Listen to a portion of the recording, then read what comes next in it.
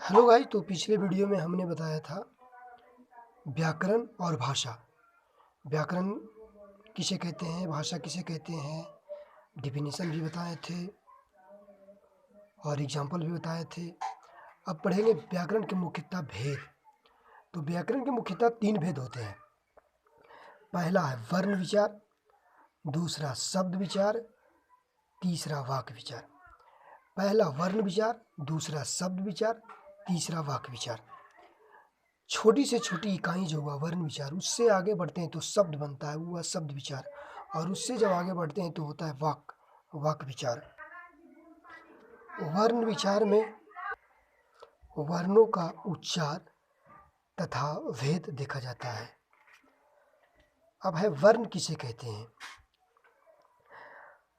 वर्ण विचार में पहला है वर्ण विचार व्याकरण में, इसलिए वर्ण किसे कहते हैं।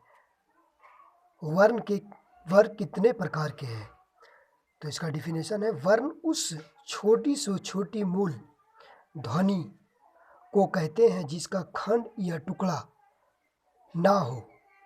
वर्ण 2 प्रकार के होते हैं। वर्ण उस छोटी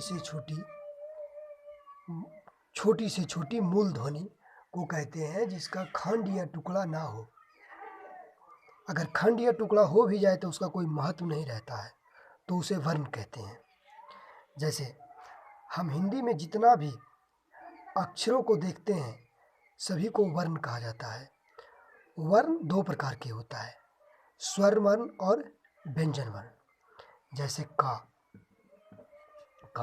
अब का टुकड़ा कोई नहीं होगा। का अगर टुकड़ा होगा तो ये का अगर टुकड़ा कर दिया जाएगा तो इसका कोई वैल्यू ही नहीं रहेगा। आ का अगर कोई टुकड़ा कर दिया जाएगा तो इसका कोई वैल्यू नहीं है।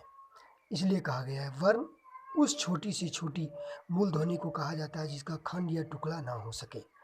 वर्ण 2 प्रकार के होता है, पहला स्वर वर्ण और दूसरा व्यंजन वर्ण। पहला स्वर वर्ण और दूसरा व्यंजन वर्ण। स्वर वर्ण जो अक्षर बिना किसी अक्षर की सहायता के स्वयं बोला जाए उसे स्वर वर्ण कहते हैं। स्वर वर्ण हल्की आवाज को कहा जाता है जो किसी दूसरे की सहायता से बोला जाए।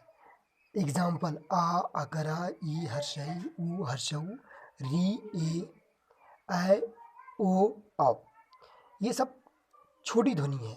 जो छोटी ध्वनि होती है उसको स्वर वर्ण कहा जाता है। दूसरा व्यंजन वर्ण। व्यंजन वर्ण का डिफिनेशन है जो अक्षर स्वर की सहायता से बोला जाए उसे व्यंजन वर्ण कहते हैं। जैसे का, चा, टा, पा, या, हा।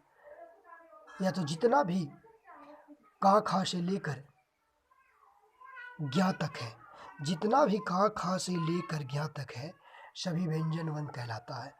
व्यंजन वर्णों को भी कई भागों में बांटा गया है, फिर इसको हम आगे वाली वीडियो में बताएंगे। पहले हम देखते हैं स्वर वर्ण और व्यंजन वर्ण। जो स्वर वर्ण किसी की सहायता नहीं लेनी पड़ती है और व्यंजन वर्ण में किसी का सहायता लेना पड़ता है। जैसे लिखते हैं का, तो ये जो का है ये व्यंजन वर्ण है। व्यंजन वर्ण इसमें स्वर वर्ण लगा हुआ है। जब इसका उच्चारण करते हैं का, तो का उच्चारण करने के बाद ये आधा का होता है प्लस आ, का प्लस आ, ये हुआ का, तो ये का व्यंजन वर्ण हुआ।